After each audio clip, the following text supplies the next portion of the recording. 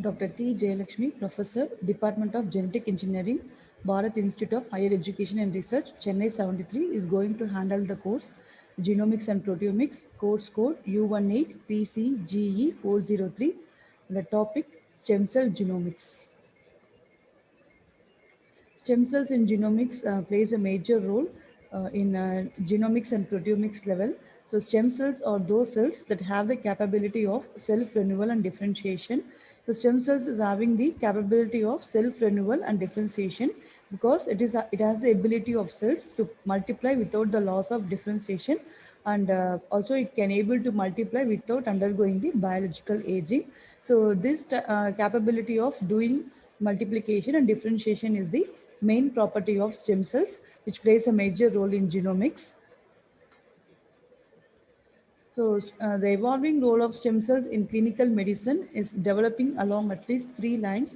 So, the importance of stem cells are it acts as a therapeutic agent either to replace cell lines that have been destroyed or lost, or to modify the behavior of other cells, and it can be act as a target of drug therapy. And stem cells are able to generate differentiated tissue for in vitro study of disease models for drug development. So mainly stem cells are used in drug development and also to generate the differentiated tissues which can be used at the genomic level. And the potency of a stem cell is defined as by the types of more differentiated cells where the stem cell can make. So based upon the type and division of stem cells, it can be divided into four types: totipotent, pluripotent, multipotent, or unipotent. So these four types makes the cell more differentiated, and it can be used for the gene therapeutic techniques further. So next we can see about the different types of stem cells. So first one is totipotent cells.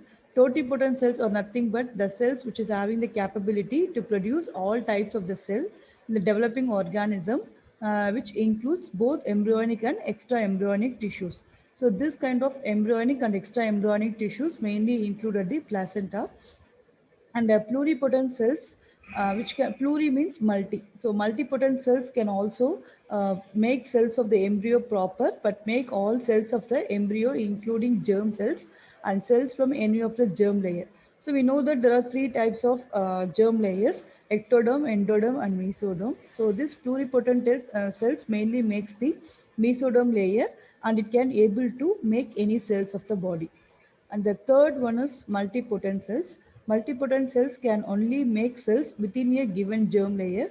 For example, multipotent stem cells from a mesodermal tissue like a blood. So as already I said, totipotent cells, the best example is placenta cells.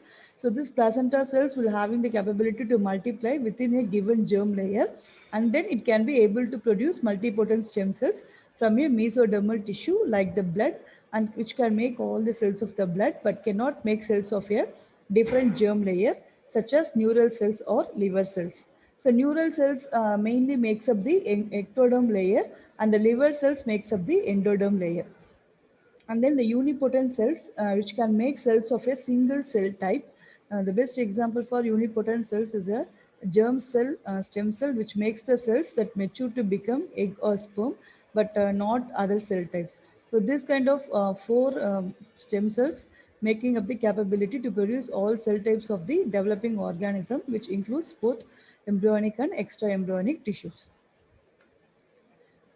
Totipotent cells will include first few cell divisions following the fertilization of the egg, and then following the fertilization of the egg, pluripotent cells are produced. So these are all the cells derived from the inner cells mass of the blastocyst, a pre-implantation stage of development occurring approximately 7 to 10 days after fertilization process. And then the third one is multipotent or unipotent cells. So multipotent or unipotent cells are a highly primitive streak forms in embryonic development. So from day 10 to 14 post-fertilization process. So this totipotent cells, pluripotent cells, and multipotent cells plays a major role as a primitive streak forms in embryonic development. So from embryonic development to the next stage of the development, these three types of cells are very important, so that it is called as the pre-implantation stage of development of the egg after 10 days of fertilization process. So there are two important types of stem cells are there. first one is embryonic stem cells and the next one is adult stem cell. So first one is embryonic stem cell. Embryonic stem cells are typically derived from a pre-implantation blastocyst. So blastocyst is nothing but the 7 to 10 days post-fertilization egg, and the most frequent techniques used to derive embryonic stem cells is disrupting the blastocyst from which the cells are derived. So we can use this embryonic stem cells as a pre-implantation blastocyst, and then we have to disturb the blastocyst from which the cells are derived. The next type of stem cell is adult stem cell. So this type of adult stem cell is present in most but not all tissues and persists throughout the life. So this type adult stem cells forms a basis for tissue maintenance and response to injury. Tissues where there is high cell turnover, such as the blood, skin, and intestine, can make the adult stem cells. So this kind of adult stem cells mainly multiply in the tissues where it should have more turnover, and then it can get multiply in the blood, skin, and intestine. Resident stem cell population for some tissues where the rate of cell turnover is lower, such as muscle, brain, lung, and kidney cells, can also be produced by the adult cells. So, as I already said, tissues having the high cell turnover will make the adult stem cell. So, in case of some tissues, tissues having that is the tissues which is having low cell turnover can also make this type of adult stem cells. So, the best example for that is muscle cells, brain cells, lung, and kidney cells, because they are having the capability to multiply and renewal, self-renewal property. So next, coming to the history of induced pluripotent stem cell. So like adult stem cells and embryonic stem cells, induced pluripotent stem cells makes a major role. So Shinya Yamanaka and Sir John B. Gurdon, so they are the first to discover the reprogramming of mature cells using the stem cells, and they got the Nobel Prize in Physiology of Medicine in 2012. So you can see that Kyoto University of Japan, Gladstone's Institute, San Francisco, USA, they motivated to get the Nobel Prize for the discovery that mature cells can be reprogrammed to become the pluripotent stem cells, which is called as, so from the basis is basic is mature cells. So from the mature cells, it should be reprogrammed to become the pluripotent type of stem cells. So these two people got the Nobel Prize for the reprogramming of mature cells.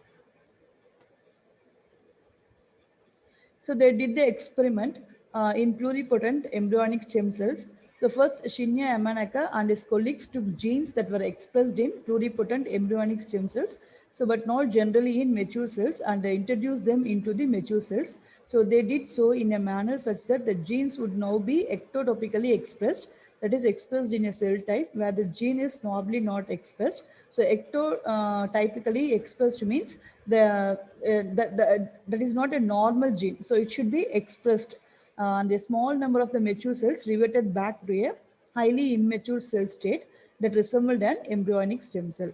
So this kind of process is called as reprogramming, which induces a pluripotent state in a previously differentiated cell type, and these cells are therefore called as induced pluripotent stem cell.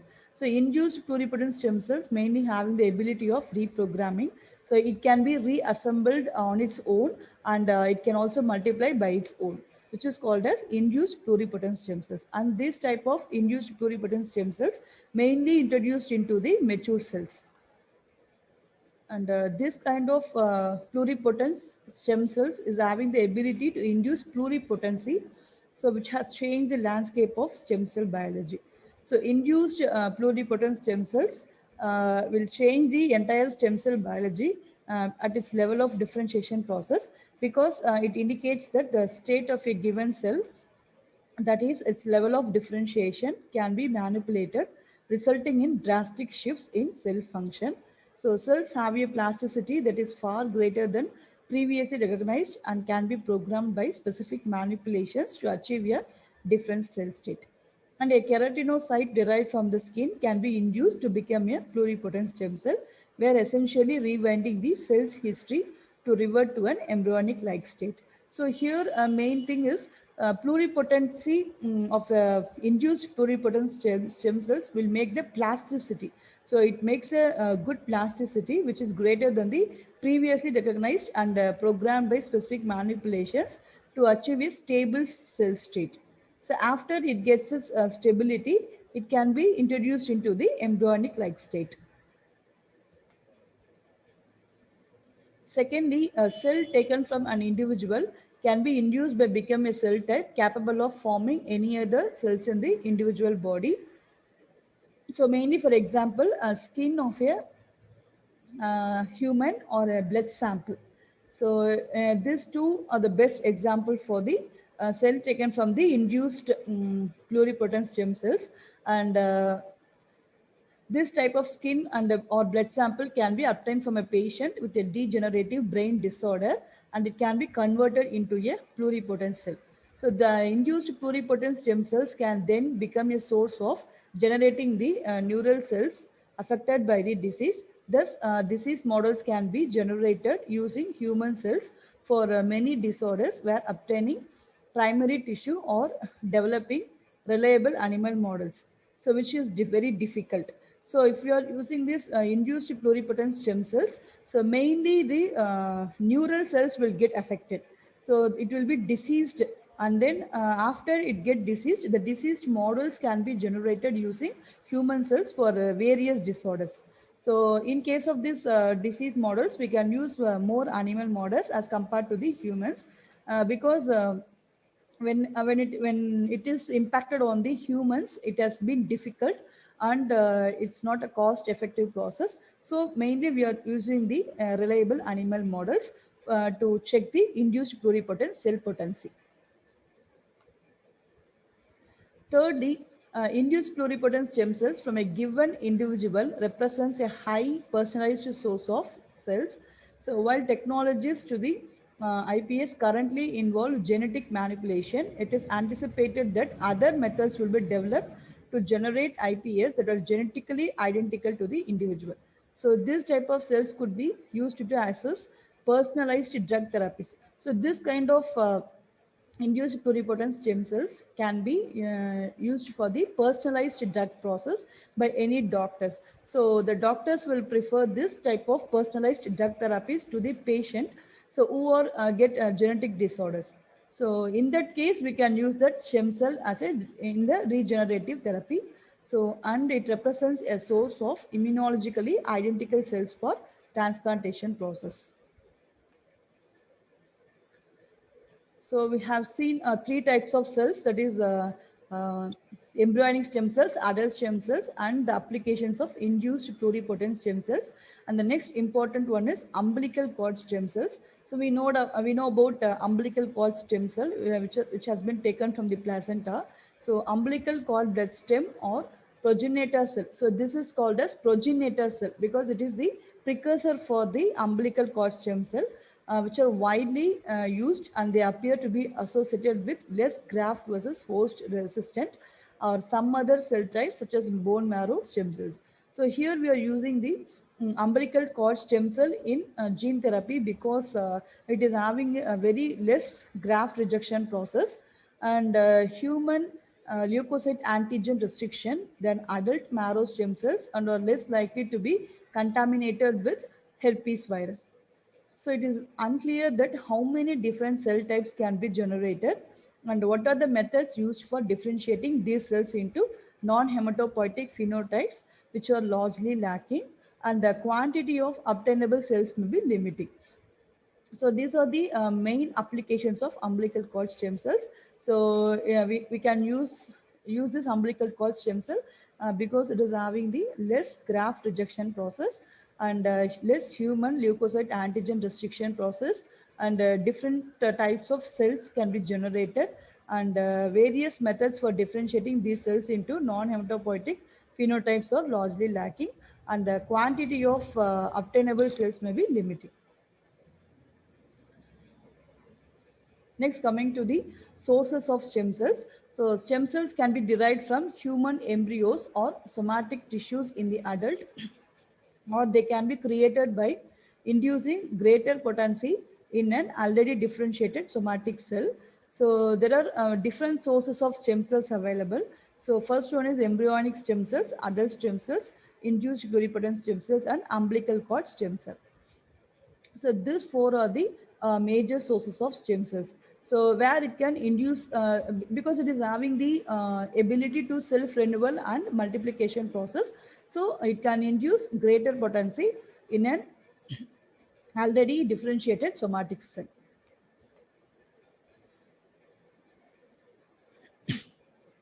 So in this diagram, you can see what are the sources or types of stem cells in the human body available. So first one is bone marrow stem cells, embryonic stem cells, peripheral stem cells, cord blood stem cells, and cord lining stem cells. So in this picture, we can see the sources, where various sources or types of stem cells present in the human body. So we are having blood vessels, bone marrow, embryonic cell, brain, liver, skeletal muscle, and also the umbilical cord. So these are the main sources or types of stem cells in the human body. So three main sources include embryos, adults, and umbilical cord. And this is the microscopic view or 20x view of a colony of undifferentiated human embryonic stem cells. So in the right hand side, we can see the microscopic view of a colony of undifferentiated human embryonic stem cells. And in the left hand side corner, we can see the three main sources. So how the stem cells are taken, that is embryos, adults, and umbilical cord. So this diagram shows the multiplication of stem cells and also the human developmental continuum. So first one is single cell embryo. So from the single cell embryo, 3-day embryo is produced. So after from the 3-day embryo, 5 to 7 day embryo is produced, and then this 5 to 7 day embryo is producing embryonic stem cells, which is totipotent in nature, and 4 week embryo and a 6 week embryo, they are producing the embryonic germ cells, which is called as primordial germ cells, and involved in the pluripotent type. And fetal tissue stem cells is also producing pluripotent or multipotent cell types. And from the infant, we can produce cord blood stem cells, and also called as placental stem cells. So this cord blood stem cells or placental stem cells mainly producing pluripotent or multipotent types of cells. So we can produce the human developmental continuum from the single cell embryo to the adult. So from infant to adult, so adult stem cells is produced, which is called as pluripotent or multipotent. And in adult teratocarcinoma, which is called as germ cell tumor. And from the teratocarcinoma, embryonal carcinoma cells, that is EC cells, are produced, which are pluripotent in nature. So this is the human developmental continuum from where from the single cell embryo up to the adult stage formation. So this diagram also explains how the cell lines works from embryo to stem cell. So first one is embryo, and then embryo means and egg is fertilized into or clone to form an embryo. So the embryo begins to divide, and then the second stage is 1 to 5 days. So 1 to 5 days, the embryo divides again and again, and it takes shape as a sphere, which is called as a blastocyst. And the third stage is 5 to 7 days. So in this 5 to 7 days, the embryonic stem cells are visible and are capable of developing into any tissues in the body. And the fourth one is stem lines. So in stem lines, the cells are removed and grown in a petri dish. So as they divide, they create a line of stem cells. And then in tissue reproduction, so it can produce various nutrients, and other scientists hope to produce stem cells in a human body, more than 200 tissues. So from this tissue production, we can produce more amount of cells like pancreatic islet cells, muscle cells, and nerve cells. So pancreatic islet cells, which could provide a cure for diabetes, and muscle cells could repair, replace a damaged heart, and the nerve cells could be used to treat Alzheimer's and Parkinson's diseases and repair the spinal cord. So this type of embryo to 1 to 5 days, and then to 5 to 7 days, and then it will produce the stem line. So after production of stem line, tissue production will be there. So in tissue production, pancreatic islet cells, which can provide a cure for diabetes, and then muscle cells can also be produced, which could repair a or replace a damaged heart. So this is very important. Muscle cells can repair, replace a damaged heart also. And nerve cells could be used to treat Alzheimer's and Parkinson's disease and can repair the spinal cord. So differentiation of human embryonic stem cells, which is called as the self-renewing source of the scalable manufacturing of replacement cells for many diseases. So in the left side, you can see the undifferentiated human embryonic stem cells, where it is in the undifferentiated manner. And the right hand side, we can see the differentiated cell types, so which can be divided into neural cells, cardiomyocytes, dendritic cells, islets of Langerhans cells, osteoblasts, chondrocytes, and hepatocytes. So these are the 7 layers of differentiated cell types. So neural cells are used to cure many genetic disorders, and cardiomyocytes are used to treat heart failure, and islets of Langerhans cells are used to treat diabetes, and dendritic cells are mainly used in immunotherapy, and osteoblasts are mainly used to treat osteoporosis and bone fractures, and chondrocytes are used to treat osteoarthritis, and hepatocytes are used to treat multiple disorders, which can be mainly used in the drug testing process. So in the left hand side, you can see the undifferentiated human embryonic stem cells, and the right hand side, we can see the differentiated cell types along with the treatment.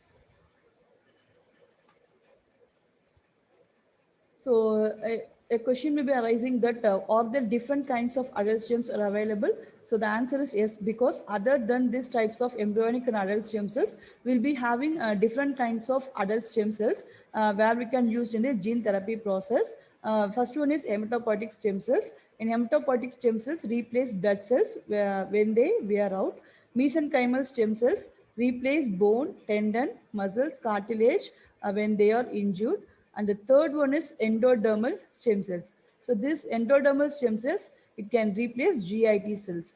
So you can see it in the diagram. So mesenchymal stem cells, blast, and chondrogenesis, and also the tendons repair. So how the stem cells are used to treat various types of diseases. So this is the mesenteric process. So here mesenchymal stem cells are produced. So mesenchymal stem cells, they can be used to repair bone, muscle, tendon, ligament, cartilages, heart, nerve, hearing cells, and also the other cells. So it can also be used in the construction manager. Like how it used means it helps other cells build things, and it can control inflammation and also in the angiogenesis process. So the mesogenic process mainly involve the mesenchymal stem cells. So here we can see the multiplication, chondrogenesis, osteogenesis, and also the transitory osteoblast.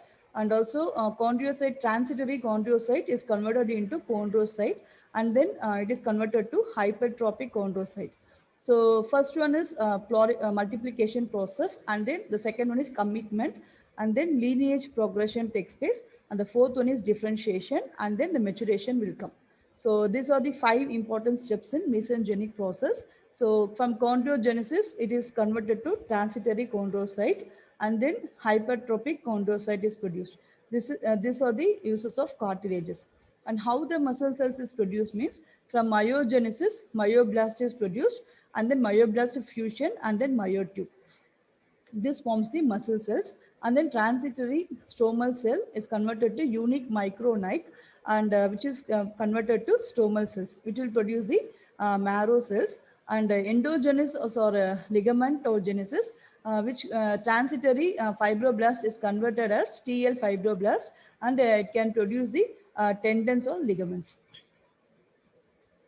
So pre-adipocyte is converted to early adipocyte, and then converted to main adipocyte, which can produce as the adipose tissue.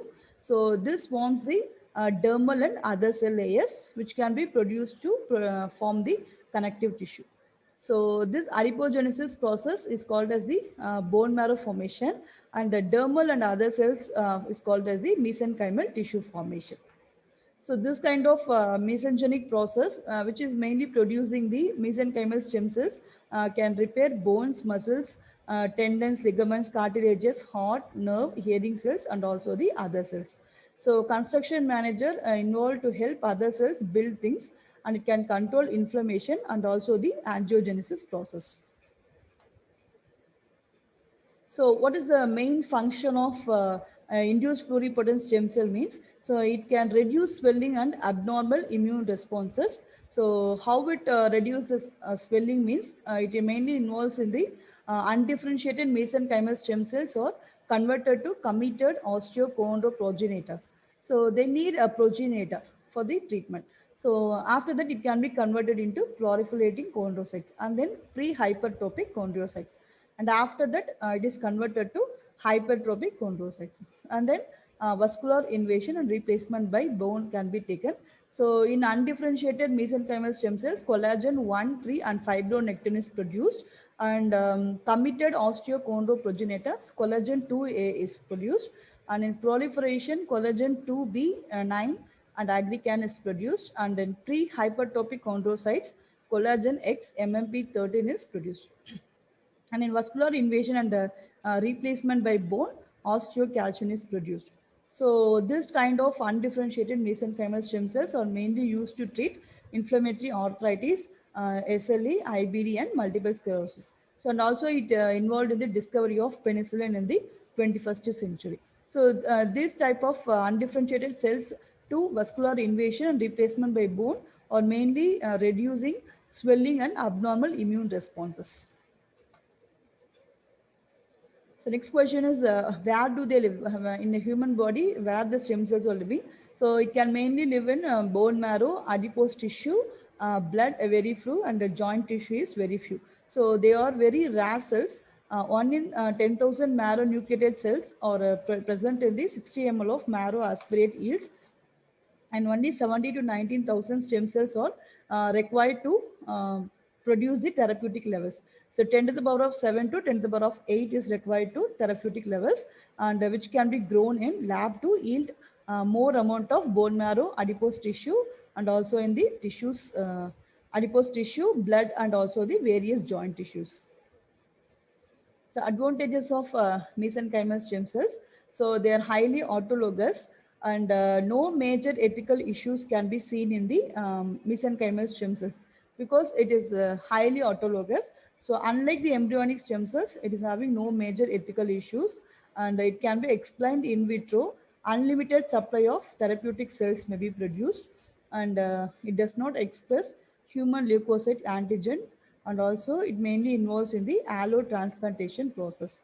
And these kind of advantages will have a strong evidence of in vitro and in vivo differentiation process. So in the diagram, you can see that cultured stem cells. So cultured mesenchymal stem cells can be seen, and how it gets multiplied. So this kind of producing more amount of mesenchymal cells is the strong evidence of in vitro and in vivo differentiation process. So you can see the autologous transplant process in this diagram. So first one is collection. So stem cells are collected from the patient's bone marrow or blood, and then it should come into the processing stage, which is called as blood or bone marrow, which is processed in the laboratory to purify the and concentrate the stem cells. And the third one is cryopreservation. So in cryopreservation, blood or bone marrow is frozen to preserve it. So we can do the cryopreservation process. And fourth one is chemotherapy. So high dose of chemotherapy or radiation therapy is given to the patient, and then they can be treated with the regenerative medicine. So and after this collection of blood samples and bone marrow collections, it should get into the process of processing, and we have to purify these stem cells in that stage, and then it should be refrigerated, and then we have to give the radiation therapy, and then it can be used for the further treatment. This is called as autologous transplant process, so which can be induced in the human beings. So therapy focus, you can see it in the graph, that is flow chart. So cardiovascular 10.4. So this kind of stem cell therapy mainly used to treat cardiovascular diseases of about 10.4 percentage. For neural disorders, 24.7 percentage is effective, and for diabetes, 7.1 percentage is effective, liver 1.3 percentage, and for kidney 2.6 percentage, hematopoietic 16.2 percentage, and to treat cancer 25.3 percentage, and also to treat musculoskeletal 12.3 percentage is efficient. So next, coming to the general category for stem cell replacement. So here first one is therapeutic approach, which involves direct administration of stem cells. So which may involve injection of the cells directly into the damaged organ where they can differentiate into the desired cell type. Alternatively, stem cells may be injected systematically since they have the capacity to home in on damaged tissues by following gradients of cytokines and chemokines which can be released by the diseased organ. So we can use this therapeutic approach where we can apply directly the stem cells into the patient or the diseased organ. And the second approach involves transplantation of differentiated cells derived from stem cells. For example, pancreatic islet cells would be generated from stem cells before transplantation into diabetic patients, and the cardiomyocytes would be generated to treat ischemic heart diseases. And the third approach involves stimulation of many stem cells to facilitate the repair of the particular organ, and it can be administered by administration of appropriate growth factors and drugs which amplify the number of endogenous stem or progenitor cells and or direct them to differentiate into the desired cell types. And from this third approach, we can do the therapeutic uses where the therapeutic stimulation of precursor cells is already a clinical reality in the hematopoietic system, where factors such as erythropoietin, granulocyte colony stimulating factor, and a granulocyte macrophage colony stimulating factor are used to increase production of specific blood elements. So for this, we can use three types of approaches, and ex vivo or in situ generation of tissues, a process termed as tissue engineering. So this kind of tissue engineering acts as a vehicle for cellular gene therapy, and transplanted stem cells may exert paracrine effects on damaged tissues without differentiating and replacing lost cells. So clinical applications include stem cells can be applied since 1963, and the researchers in Toronto demonstrated that a bone marrow derived cell could replace all the blood elements and rescue an otherwise lethally irradiated animals by simple infusion of donor cells into the blood. And over the ensuing 20 years, hematopoietic stem cell transplantation has become a standard means of treating individuals with hematological malignancies as well as clinical and acquired bone marrow failure states, including radiation injury. And in 1975, it was reported that cultured cells from the skin could result in the generation of large number of cells sufficient to provide an autologous cutaneous barrier in patients with severe burns. So we can also use this stem cell to treat burns also, cuts and burns, are also used to treat various type of genetic disorders. Stem cells are now used for bone grafting in orthopedics. So corneal generation from limbal stem cells in ophthalmology. So we can use this corneal generation from limbal stem cells in we can use the stem cell therapy to treat the eye infections also. So hematopoietic stem cell transplant is otherwise called as HSCT. So autologous HSCT is used to treat the following conditions like multiple myeloma, non-Hodgkin's lymphoma, Hodgkin's disease, acute myeloid leukemia, neuroblastoma, germ cell tumors, and also amyloidosis. So this kind of allogenic HSCT is used to treat the following disorders like acute myeloid leukemia, acute lymphoblastic leukemia, chronic myeloid leukemia, chronic lymphatic leukemia, Hodgkin's disease, sickle cell anemia, severe combined immunodeficiency, and inborn errors of metabolism, diamond blackfan anemia, and also the leukocyte additional deficiency. So there are various disorders we can treat by using this HSCT.